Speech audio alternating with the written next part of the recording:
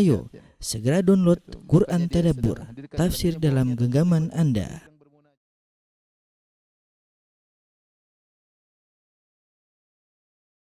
Bismillahirrahmanirrahim. Assalamualaikum warahmatullahi wabarakatuh. Alhamdulillahi ala ihsanih wa syukru lahu ala taufiqihi wa amtinanih wa asyhadu an la ilaha illallah wahdahu la syarika lahu ta'ziman li sya'ni wa asyhadu anna Muhammadan abduhu wa rasuluhu da'ila ridwani. Allahumma salli alaihi wa ala alihi wa ashabi wa ikhwani. Para ikhwan dan akhwat, bapak dan ibu-ibu, jamaah Masjid Al-Ikhlas Dukuh Bima ya, yang dirahmati oleh Allah Subhanahu wa taala. Kita melanjutkan bahasan kita, pelajaran kita tentang tafsir surat Al-Maidah, dan kita sekarang masuk pada ayat yang ke-46 dan seterusnya insyaallah taala. Saya bacakan ayatnya, wa qaffayna ala atharihim bi Isa bin Maryam. Dan kami iringkan jejak mereka, yaitu nabi-nabi Bani Israel, dengan Nabi Isa putra Maryam. Musaddiqan lima baina yadayhi minat Taurat, yang di mana Nabi Isa membenarkan apa yang ada sebelumnya, yaitu dari kitab Taurat. Ya. Wa atainahul Injil, dan kami telah berikan kepadanya kitab Injil. Fihi hudaw wa nur, dalam Injil tersebut ada petunjuk dan ada cahaya. Wa musaddiqan lima baina yadayhi minat Taurat, dan kitab Injil tersebut membenarkan kitab yang sebelumnya, yaitu Taurat. Wa hudan, dan ada petunjuk. Wa mau'izatan lil muttaqin, dan sebagai pelajaran untuk orang-orang yang bertakwa. Perhatikan di sini ya. Kata Allah Subhanahu wa taala, wa qaffayna ala atharihim. Kami iringkan pada mengikuti setelah nabi-nabi Israel, yaitu kami iringkan Nabi Isa alaihissalam bin Maryam setelah ya nabi-nabi Bani Israel. Jadi sebelumnya Allah menyebutkan pada ayat sebelumnya tentang nabi-nabi Bani Israel ya, tentang mereka yahkumu bihan nabiyyuna alladzina aslamu, tentang Taurat, di mana yang berhukum dengan Taurat adalah nabi-nabi Bani Israel. Setelah itu Allah bilang wa qaffayna ala atharihim. Kemudian kami iringkan melalui athar mereka. Athar itu maksudnya setelah mereka Nabi Isa bin Maryam. Hum di sini ala athari maksudnya adalah nabi-nabi Bani Israel. Israel yang berhukum dengan Taurat. Berhukum dengan Taurat. Kemudian qaffayna ini dalam bahasa Arab sebagaimana penjelasan Tahir bin Asyur dari al-qafa ya. Al-qafa itu zahar, itu maksudnya punggung belakang atau punggung belakang. Jadi seakan-akan Nabi Isa alaihissalam mengikuti mereka. Jadi mereka sudah di depan, Nabi Isa ngikut dari belakang. Itu maksudnya qaffayna ala atharihim bi Isa bin Maryam. Kami menjadikan Nabi Isa bin Maryam mengikuti nabi-nabi sebelumnya ya. Dan ini isyarat bahwasanya Nabi Isa mengikuti nabi-nabi Bani Israel, menunjukkan ya Nabi Isa adalah nabi terakhir. Adalah nabi terakhir dari nabi-nabi Bani Israel. Ya, karena kalau dia bukan yang terakhir, dia tidak dikatakan mengikuti belakang mereka, karena berarti dia juga akan diikuti oleh nabi Bani Israel setelah dia. Tapi karena Allah menyebutkan dia yang mengikuti nabi-nabi sebelumnya, mengikuti belakang mereka, menunjukkan dialah nabi terakhir dari Bani Israel. Tentunya setelah Nabi Isa alaihissalam ada Nabi Muhammad sallallahu alaihi wasallam, tapi Nabi Muhammad al-Hashimi al-Qurashi al-Arabi, bukan dari Bani Israel tapi dari bangsa Arab ya. Ini maksud dari ayat ini. Kemudian kami iringkan setelah nabi-nabi tersebut Isa bin Maryam. Allah nisbahkan kepada ibunya Isa bin Maryam karena dua sebab ya. Pertama, ia tidak punya anak, tidak punya ayah. Yang kedua, untuk membantah kaum Nasara yang menuduhnya anak zina. Ya, karena kita tahu Maryam dituduh Maryam bintu Imran dituduh berzina dengan seorang laki sehingga lahirlah Nabi Isa alaihissalam sebagaimana pendapat orang-orang Yahudi. Namun Allah mengatakan Isa bin Maryam seandainya dia punya ayah akan dinisbahkan kepada ayahnya, ya. Oleh karenanya diambil hukum dari permasalahan ini, Syekh Utsaimin mengambil faedah, ya. Faedah kalau seorang tidak punya ayah maka dinisbahkan kepada anaknya, kepada ibunya, dinisbahkan kepada ibunya. Jika terjadi perzinahan, ya, jika terjadi perzinahan,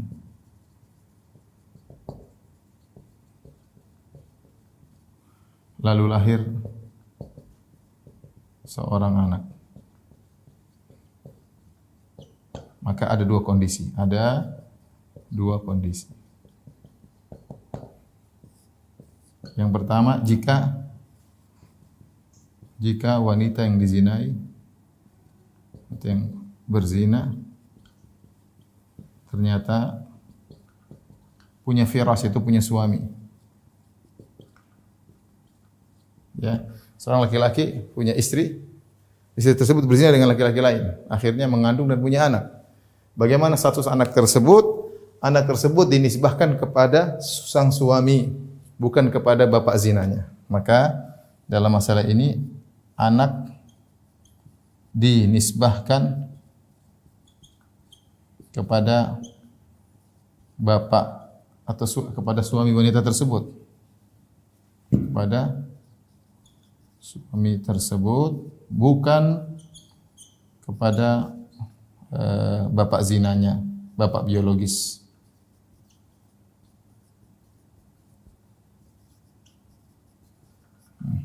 Karena Nabi SAW bersabda dalam hadisnya, Rasulullah SAW bersabda,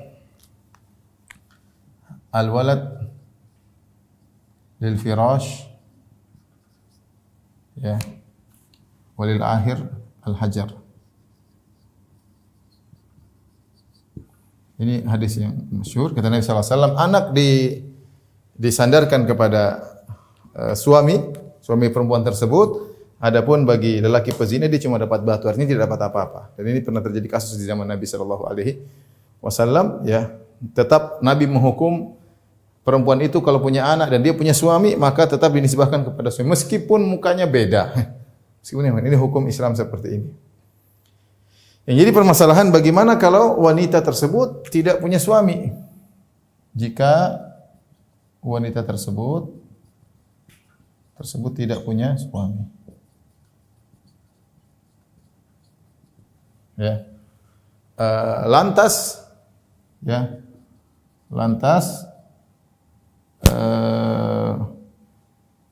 lelaki pezina atau bapak biologisnya mengaku itu adalah anaknya.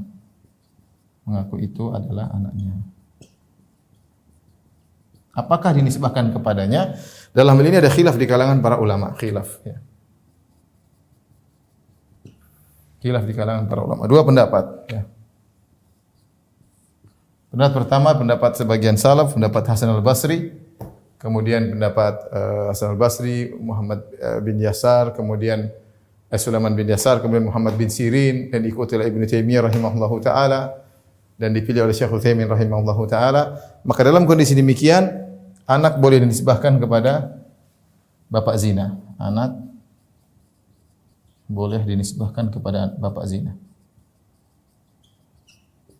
Kepada bapak zina. Kenapa? Apa bedanya dengan ini? Kalau ini ada yang ada aturannya, ya. Sementara wanita ini dia tidak punya firas, itu dia tidak punya suami. Dia tidak punya suami, yaitu mungkin wanita remaja kemudian berzina dengan lelaki remaja, kemudian akhirnya dia ngaku itu adalah anak saya, maka ya, ini dicambuk, ya, lelakinya dicambuk, perempuan dicambuk karena telah berzina, tapi anaknya dinisbahkan kepada dia karena memang secara biologis adalah anaknya. Beda dengan kasus ini. Kalau ini kasus ini ada munazi', yaitu ada lelaki yang mengatakan itu anak saya karena itu anak istri saya. Kau tidak boleh, ya. Sudah. Dalam kasus yang pertama ada suaminya dan suaminya mengaku itu anak saya, maka dihukum kepada anaknya. Kasus ini bisa berubah. Kasus yang pertama ini tidak berlaku lil walad lil firash wal lil akhir al hajar. Ini tidak berlaku hukum ini jika suami dari wanita ini menolak. Dia mengatakan itu bukan anak saya. Kemudian mereka mengadakan mula'anah, saling melaknat di antara mereka sebagaimana Allah sebutkan di awal surat An-Nur. Kemudian akhirnya dipisahkan. Ketika dipisahkan meskipun anak tersebut lahir ketika sang istri masih menjadi status istrinya, tapi sang suami mengatakan ini bukan anak saya. Ketika dia menuduh ini bukan anak dia, maka ini anak zina, terjadi mula'anah. Akhirnya anak tersebut tidak dinisbahkan kepada sang suami karena terjadi mula'anah. Tapi kalau tidak terjadi mula'anah, tidak saling melaknat, kemudian sang istri tetap bersama sang suami, sementara anak itu adalah hasil zina, tetap anak itu dinisbahkan kepada suaminya. Anak itu dinisbahkan kepada suaminya. Ini ada hukum syariat seperti itu. Kecuali tadi kalau dia tolak ini bukan anak saya, maka harus diceraikan dan anak tersebut tidak dinisbahkan kepada siapa-siapa. Adapun kalau suami seorang wanita tidak punya suami, maka dua pendapat. Pendapat pertama mengatakan boleh dinisbahkan kepada bapak zinanya. Pendapat jumhur ulama yang kedua, jumhur mayoritas tetap tidak boleh. Boleh dinisbahkan kepada bapak zinanya. Bapak zinanya tetapi dinisbahkan kepada ibunya.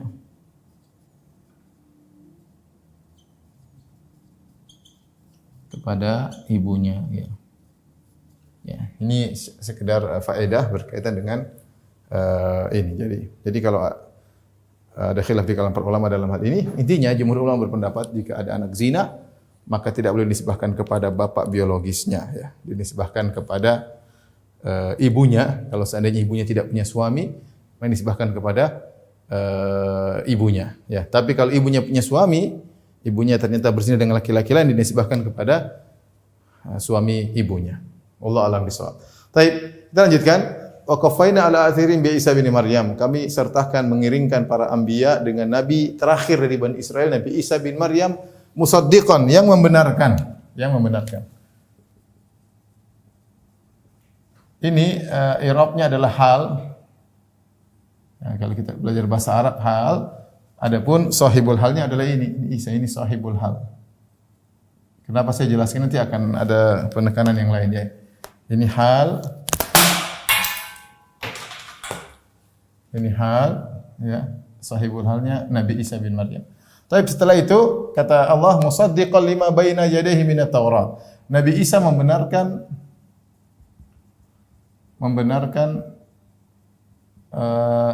kitab Taurat yang sebelumnya, Taurat yang turun sebelumnya,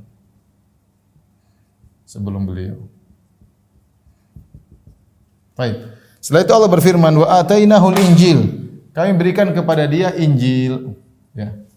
Kami berikan kepada Nabi Isa, ini Isa adalah kitab Injil. Yang kitab Injil dalamnya ada petunjuk dan cahaya. Petunjuk dan cahaya. Kemudian musaddiqan, yang membenarkan.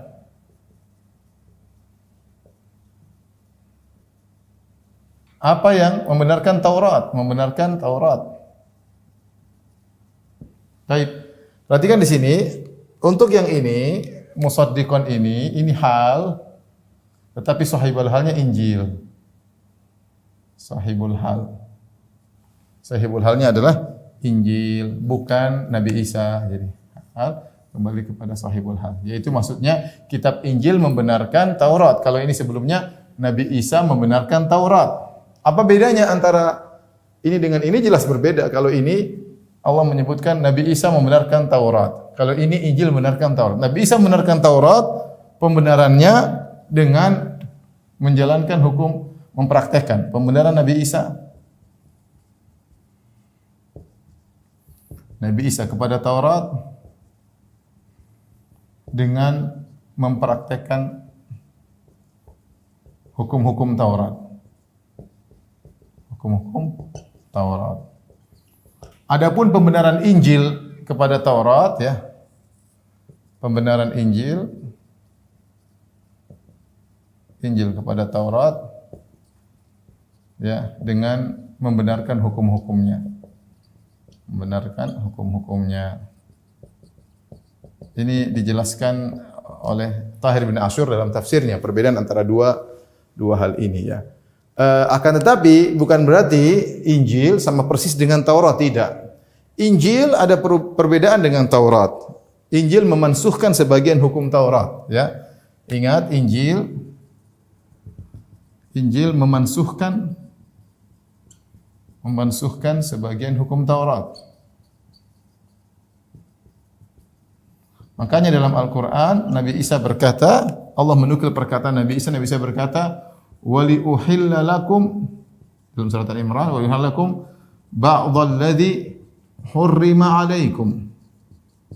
Kata Nabi Isa, untuk menghalalkan sebagian yang diharamkan bagi kalian. Aku ini datang untuk menghalalkan sebagian yang diharamkan bagi kalian di Taurat. Ini di antara hal yang membuat orang-orang Yahudi tidak suka dengan Nabi Isa, karena Nabi Isa seakan-akan mengotak-atik Taurat. Padahal mereka selama ini Taurat, setelah Nabi Musa alaihissalam berjalan para nabi-nabi Bani Israel yang begitu banyak, tidak ada yang pernah mengotak-atik isi Taurat. Datang Nabi Isa alaihissalam, Allah berikan hukum yang di mana ada memansuhkan sebagian hukum-hukum Taurat. Meskipun Nabi Isa membenarkan Taurat, Injil membenarkan Taurat, tapi ada memansuhkan sebagian hukum Taurat. Ini yang menjadikan orang Yahudi tidak suka dengan Nabi Isa atau tidak beriman kepada Nabi Isa alaihissalam. Wa hudan wa mau'izatal muttaqin, dan dalam Taurat ada hudan, ada mau'izatan, dalam dalam Injil ada petunjuk, ada mau'izah, dan bagi orang-orang yang bertakwa ya. Tolong dihapus.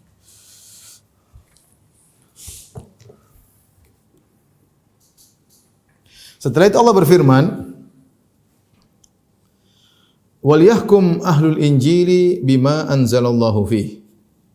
Kata Allah berfirman, maka hendaknya ahlul Injil, yaitu orang-orang Nasara, berhukum bima anzalallahu fih, dengan hukum Allah yang ada dalam Injil tersebut. Wa man lam yahkum bima anzalallahu fa ulaika humul fasiqun. Barang siapa yang tidak berhukum dengan apa yang Allah turunkan, ya, maka dia termasuk orang-orang yang fasik. Jadi ini berlaku pada setiap hukum. Yang tidak berhukum dengan Taurat di zaman Yahudi, maka dia termasuk orang fasik. Yang tidak berhukum dengan Injil di zaman Nabi Isa, maka dia termasuk orang-orang yang fasik. Adapun firman Allah, "Wal yahkum ahlul injili bima anzalallahu fi", hendaknya ahlul Injil itu kaum Nasara berhukum dengan hukum yang ada dalam Injil. Apa maksudnya? Apakah Injil masih benar sekarang? Ya, saya jelaskan sini. Allah Subhanahu wa taala berfirman, "Wal yahkum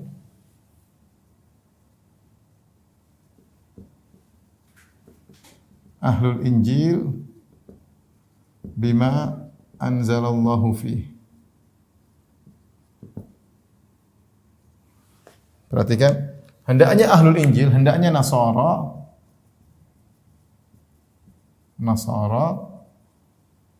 berhukum dengan apa yang Allah turunkan di Injil.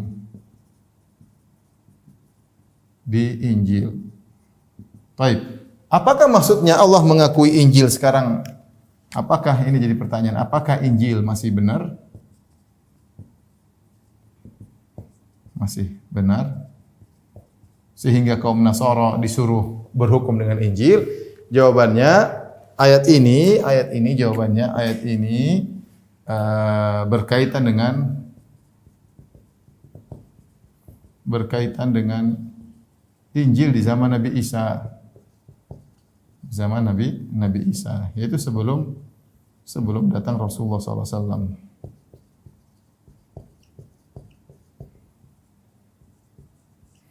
Adapun setelah datang Nabi SAW, maka seluruhnya mansuh. Baik Taurat maupun Injil, maka kembali kepada hukum Al-Qur'an. Jadi ayat ini maksudnya setelah Allah memuji Injil, ya, wa atainahul Injil, ya, fihi hudaw wa nur wa musaddiqan lima baina yadayhi minat Taurat wa hudaw wa mau'izatan lil muttaqin. Kemudian Allah berkata, wal yahkum ahlul Injil, yaitu seakan-akan Allah berkata, kami turunkan Injil kepada Nabi Isa, wahai kaum Nasara, maka hendaknya kaum Nasara berhukum dengan Injil. Allah bercerita tentang masa lalu. Di zaman mereka harusnya berhukum dengan Injil, tapi ternyata mereka tidak berhukum dengan Injil. Di antaranya mereka tidak beriman kepada Nabi Muhammad sallallahu alaihi wasallam. Ternyata mereka tidak berhukum dengan Injil dalam segala hal. Di antaranya mereka tidak beriman, di antaranya mereka tidak beriman dengan Nabi sallallahu alaihi wasallam. Kenapa? Padahal di Injil Allah Subhanahu wa taala telah menyebutkan tentang Nabi sallallahu alaihi wasallam dalam Injil ya. Tapi mereka tidak beriman ya. Kita tahu sekarang Injil pun sudah mengalami banyak perubahan sebagaimana pernah saya bahas pada pembahasan tersendiri. Yang jelas maksudnya sekarang ada Injil cuma 4, Injil Matius, Injil Lukas, Injil Yohanes ya. Ini di antara Injil-Injil yang ada ya. Tetapi Injil-Injil tersebut bukan Injil Nabi Isa alaihissalam, bukan Injil Nabi Isa alaihissalam. Dan di sana ada Injil-Injil yang lain yang tidak diterima oleh Injil mungkin lebih dari 10 ya, tidak diterima oleh pihak gereja. Di antaranya Injil Barnabas, Injil yang lainnya. Mereka hanya menerima Injil tersebut, Injil Lukas, Injil Yohanes, Injil Matius, yaitu Injil Lukas yang mereka terima yang sekarang ada dalam Bible. Itu pun butuh pembahasan yang banyak ya. Tapi intinya Injil Isa alaihissalam tidak ada sekarang di depan mata kita, tidak ada dan tidak ada di hadapan mereka. Tidak ada Injil Isa. Yang Allah turunkan kepada Nabi Isa alaihissalam tidak ada. Yang ada adalah orang-orang ini, Matius, Lukas, Yohanes dan Markus. Mereka menulis tentang Nabi Isa. Ya, tentang Nabi Isa. Wa man lam yahkum bima anzalallahu fa ulaika humul fasiqun. Barang siapa yang tidak berhukum dengan hukum Allah, maka mereka orang fasik ya. Baik Yahudi tidak berhukum dengan Taurat adalah fasik, Nasara tidak berhukum dengan Injil adalah fasik. Taib, kita lanjutkan ayat berikutnya.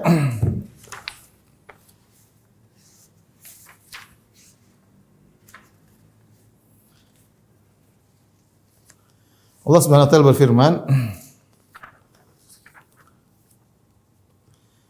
"Wa anzalna ilaikal kitaba bil haqq." Kata Allah Subhanahu wa taala, dan kami turunkan kepadamu Al-Qur'an dengan membawa kebenaran.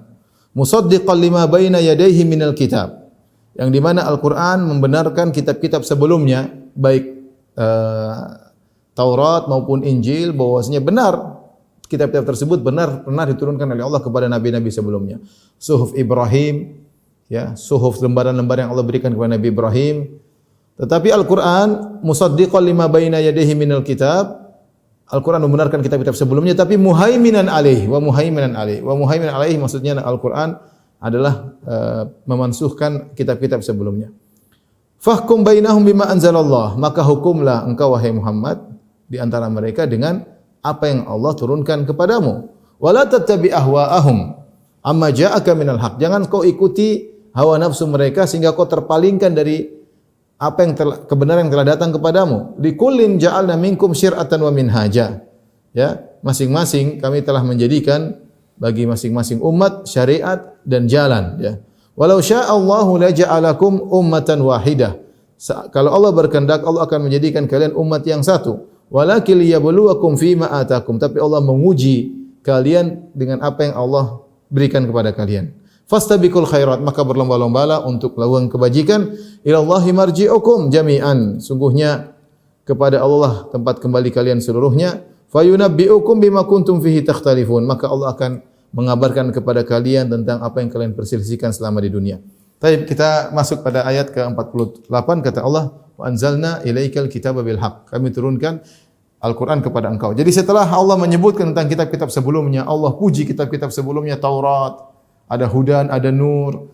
Allah puji juga Injil. Allah mengatakan Hudan wa Nur, ada petunjuk, ada mau'izah. Ya, Allah puji kitab-kitab sebelumnya. Setelah itu Allah puji Al-Quran. Allah puji Al-Quran. Wa anzalna ilaikal kitaba bil haqq. Kami turunkan kepada engkau Al-Quran dengan kebenaran. Fungsi Al-Quran tersebut musaddiqan lima baina yadayhi minal kitab wa muhaiminan alaih. Ya. Perhatikan di sini fungsi Alkitab, kata Allah Subhanahu wa taala, musaddiqan lima baina yadaihi minal kitab wa muhaiminan alaihi. Ini dua fungsi Al-Qur'an. Fungsi Al-Qur'an ada dua. Ini. Yang pertama adalah musaddiqan, membenarkan kitab-kitab sebelumnya. Jadi benar bahwasanya Taurat pernah Allah turunkan kepada Nabi Musa, Injil pernah Allah turunkan kepada Nabi Isa. Al-Quran membenarkan, Allah tidak mengingkari. Ya. Al-Quran tidak mengatakan yang benar Muhammad saja, yang lain dulu salah. Tidak. Al-Quran membenarkan. Kemudian suhuf Ibrahim, bahkan Al-Quran sebutkan. Tapi fungsi yang kedua, muhaiminan alaih, yaitu pemutus, ya, pemutus hukum, ya. Jadi muhaiminan Ibnu Katsir mengatakan maknanya datang dalam sebagian salaf tiga makna. Ada yang mengatakan amin, yaitu apa namanya, kepercayaan. Ya. Kemudian namanya syahidan, menjadi saksi bagi kitab-kitab sebelumnya. Kemudian pendapat yang ketiga dari sebagian salaf yaitu hakim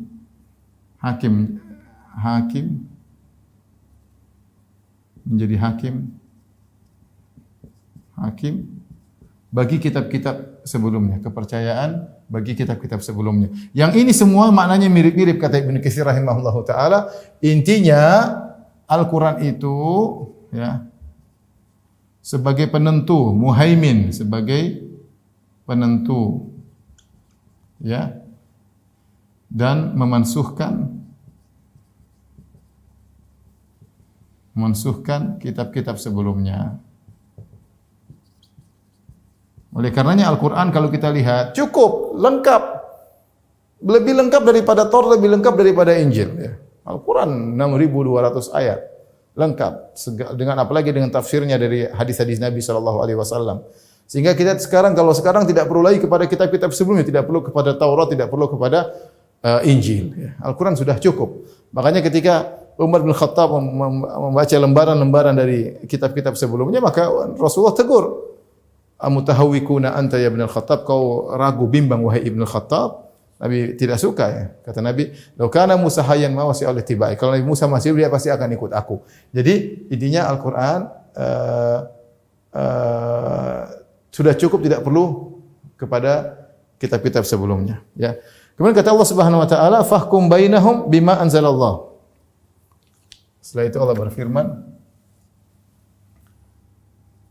"Fahkum bainahum bima anzalallah wa la tattabi' ahwa'ahum amma ja'aka minal haqq. Likullin ja'alna minkum syir'atan wa minhaja." Kata Allah, berhukumlah di antara mereka dengan apa yang Allah turunkan. Berhukumlah, ya, di antara mereka, di antara orang Yahudi. Mereka maksudnya orang-orang Yahudi, Bani Israel, dengan apa yang Allah turunkan. Allah turunkan. Kemudian kata Allah Subhanahu wa taala, "Wala tattabi' ahwa'ahum amma ja'aka minal haqq." Jangan kau ikuti hawa nafsu mereka. Ya, nafsu-nafsu mereka, sehingga engkau meninggalkan hak yang ada padamu. Hak yang ada padamu. Maksudnya apa, ikhwan? Maksudnya orang-orang Yahudi dahulu, mereka datang kepada Nabi minta dihukum. Mereka, "Ya Muhammad, berilah hukum di antara kami. Kami punya masalah, berilah hukum di antara kami." Seakan-akan kalau kita lihat orang Yahudi yang datang kepada Rasulullah minta dihukum, seakan-akan mereka ini menghormati Nabi. Perhatikan, seakan-akan mereka menghormati Nabi. Seakan-akan mereka memuliakan Nabi sallallahu alaihi wasallam. Dan ini bahaya. Ya, karena orang datang kepada kita berarti apa? Berarti kan dia hormati kita, maunya mengambil hukum kita. Tapi ingat, Yahudi suka pembohong, suka berdusta, dan Allah sudah sebutkan sebelumnya. Saya katakan seakan-akan Yahudi menghormati Nabi, menghormati dan memuliakan Nabi, sehingga mereka datang kepada Nabi. Tapi Allah ingatkan, namun Allah ingatkan Nabi akan sifat buruk mereka.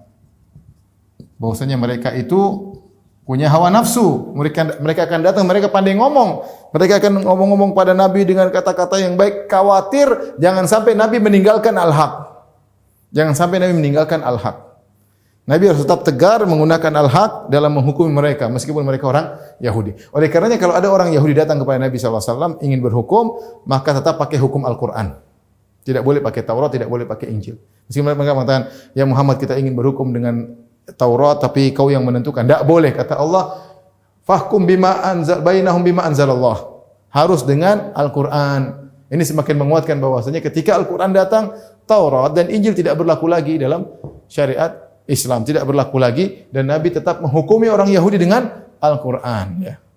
Jangan ikuti hawa nafsu mereka karena mereka pandai ngomong orang Yahudi, nanti ngomong, kemudian ngomong, akhirnya khawatir Nabi kebawa, akhirnya meninggalkan sebagian kebenaran gara-gara pandai ngomongnya Yahudi, maka Allah ingatkan Nabi akan hal tersebut, ya. Kemudian kata Allah Subhanahu wa taala, "Likullin ja'alna minkum syir'atan wa minhaja."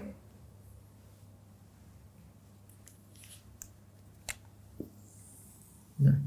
Perhatikan di sini kata Allah Subhanahu wa taala, "Likullin ja'alna minkum syir'atan wa minhaja. Walau syaa Allahu la ja'alakum ummatan wahidatan walakin liyabluwakum fima atakum." Ya.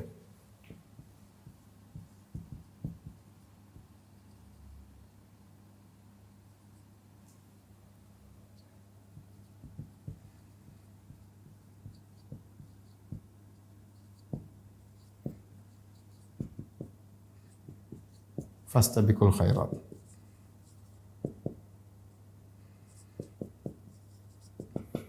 Perhatikan di sini Allah mengatakan, kami jadikan bagi masing-masing umat kami jadikan ya syariat dan jalan. Jadi masing-masing punya spesial, ya. Para anbiya mereka berbeda-beda syariatnya. Makanya dalam satu hadis kata Nabi sallallahu alaihi wasallam, "Nahnu ma'syaral anbiya abna'u allat," atau ikhwatun li allat. Abuna wahid, ummahatuna syatta. Kami, kata para nabi, kata Nabi sallallahu alaihi wasallam, kami para nabi, kami adalah saudara-saudara seibu. Bapak kami satu, ibu kami berbeda-beda. Kata para ulama, seluruh ahli hadis dalam tafsir mereka mengatakan, dalam buku-buku penjelasan hadis mereka mengatakan maksudnya seluruh nabi berdakwah tentang tauhid. Meskipun syariatnya berbeda-beda. Ya, syariatnya berbeda-beda. Makanya antara nabi satu dengan nabi yang lain bisa jadi berubah syariatnya. Mungkin nabi sebelumnya haram, nabi sekarang halal. Bisa jadi rasul sebelumnya halal, rasul sekarang haram. Contohnya Nabi Musa alaihissalam, sebelumnya ada sebagian yang haram, di zaman Nabi Isa dihalalkan. Ya, jadi berbeda-beda masing-masing syariat dan jalannya, ya. Ya, berbeda-beda tapi mereka semua bersatu dalam tauhid, ya. Makanya setelah itu Allah mengatakan, "Walau syaa Allahu la ja'alakum ummatan wahidah." Kalau Allah berkehendak, Allah jadikan kalian umat yang satu. Kalau Allah mau, Allah menjadikan kalian umat satu, yaitu syariatnya satu. Ya. Walakin liyabluwakum fima atakum. Tapi ya, saya catat aja biar enggak lupa. Kalau Allah berkehendak, Allah mau, Allah jadikan kalian umat yang satu. Kata Ibnu Katsir maksudnya apa? Maksudnya satu syariat. Sudah enggak ada namanya Yahudi, enggak ada Nasara, semuanya satu syariat. Nabinya satu, semuanya satu. Tapi Allah tidak. Allah sengaja membeda-bedakan. Walakin liyabluwakum fima atakum. Akan tetapi Allah menguji kalian pada syariat kalian. Masing-masing ada ujiannya. Orang-orang Yahudi mereka diuji dengan Taurat mereka. Orang Yahudi diuji dengan Taurat mereka. Orang-orang Nasara diuji dengan Injil mereka karena ada hukum-hukum yang harus mereka jalankan. Orang Islam kita diuji dengan Al-Qur'an. Liyabluwakum fima atakum. Allah ingin menguji apa yang Allah berikan kepada kita. Kita diberi nikmat, Al-Qur'an nikmat, tapi ada ujian di dalamnya. Yang harus kita pelajari, yang harus kita kerjakan, ada yang harus kita tinggalkan. Sama umat-umat terdahulu juga, Yahudi, Bani Israel diuji dengan Taurat, kaum Nasara diuji dengan Injil. Maka setelah itu Allah berkata, "Fastabiqul khairat." Berlomba-lombalah dalam kebajikan. ya, dalam kebajikan. Ya. Berlomba-lomba dalam kebajikan. Kata Allah Subhanahu wa taala, ya, ila Allahi marji'ukum jami'an fayunabbi'ukum bima kuntum fihi takhtalifun. Kenapa? Karena kalian akan kembali kepada Allah. Ila Allahi marji'ukum jami'an, tempat kalian kembali semuanya kepada Allah. Fayunabbi'ukum bima kuntum fihi takhtalifun, maka Allah akan kabarkan kepada kalian tentang apa yang kalian perselisihkan, ya. Karena kalian semua akan kembali kepada Allah. Dan Allah akan mengabarkan kepada kalian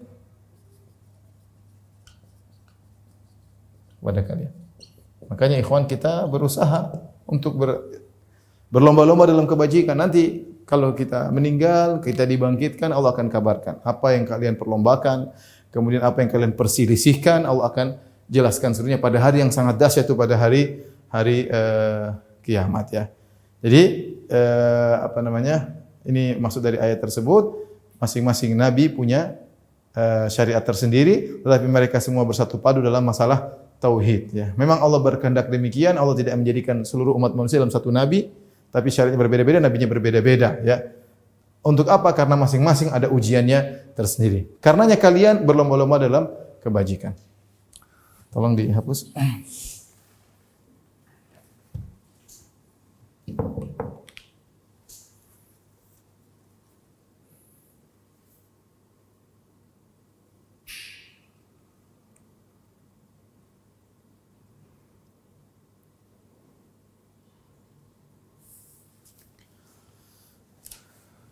Kita lanjutkan ayat berikutnya, saya bacakan terlebih dahulu. Allah berfirman, "Wa anihkum bainahum bima anzalallahu wa la tattabi' ahwa'ahum." Allah ingatkan lagi, hendaknya engkau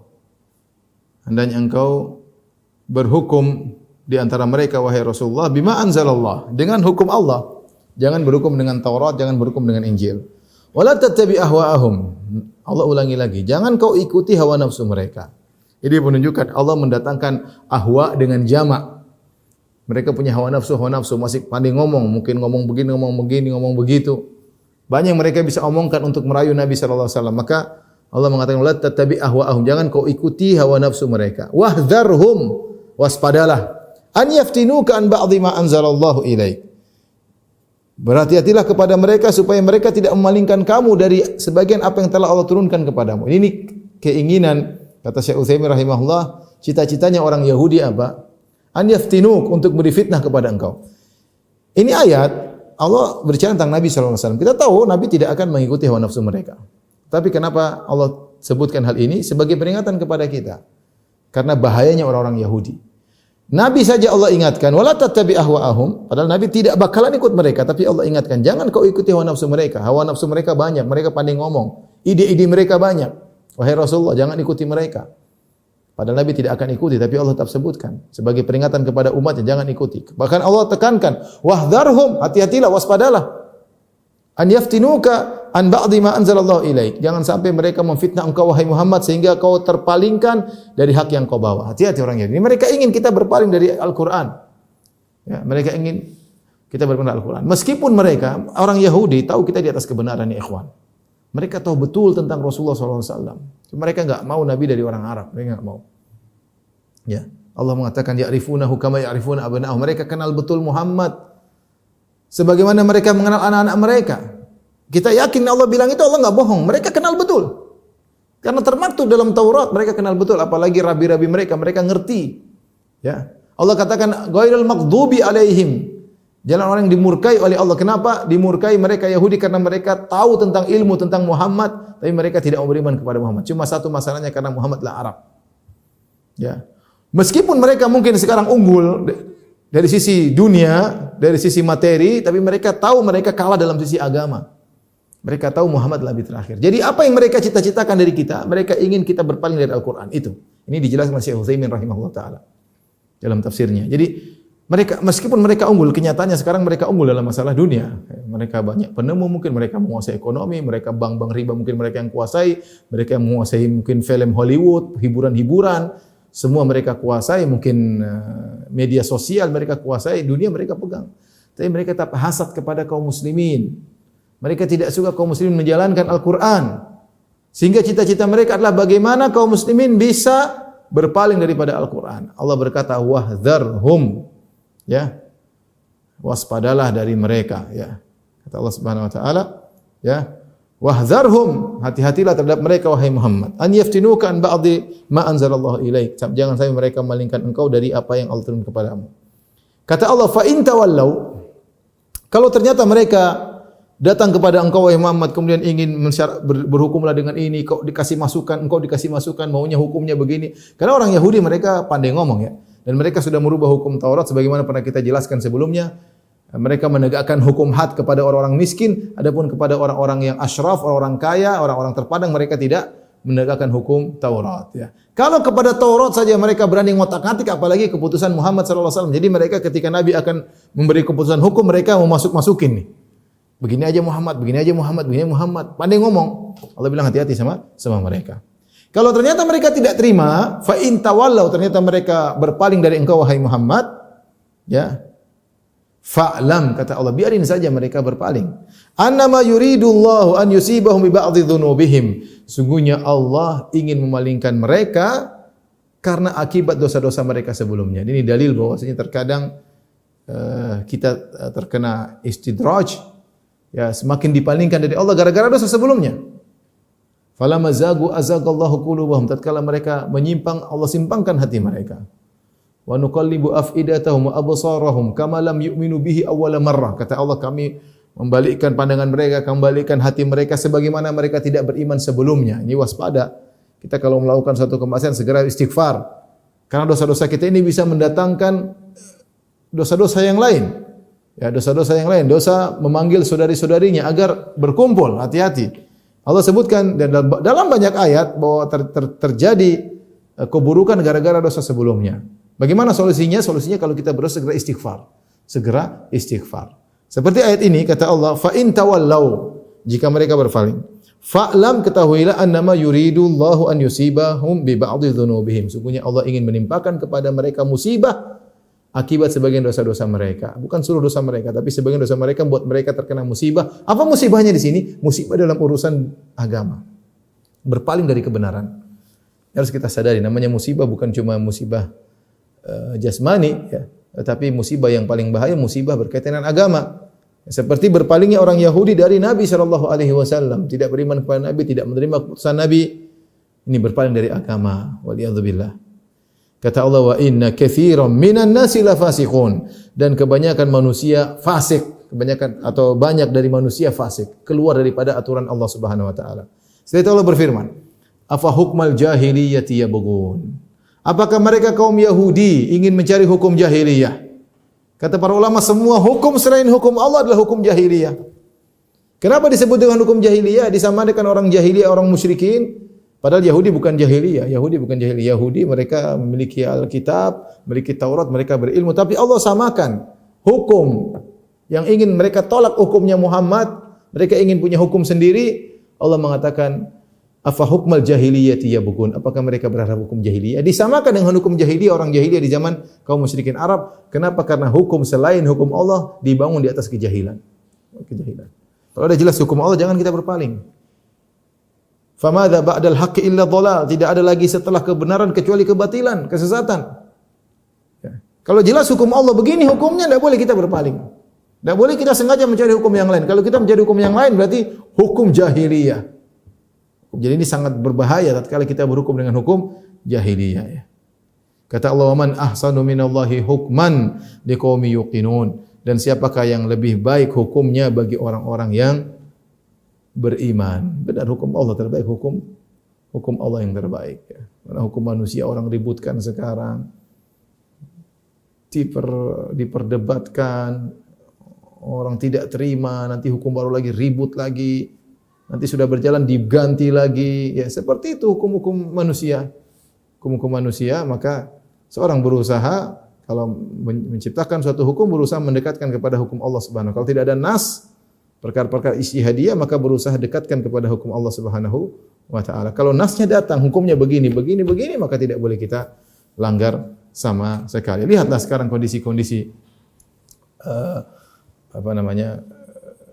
negara-negara di dunia ini tidak ada yang benar-benar ingin menjelaskan menegakkan hukum Islam kecuali ya yang kita tahu yaitu kerajaan Arab Saudi yang berusaha menjalankan tentu dengan kekurangan yang ada ya.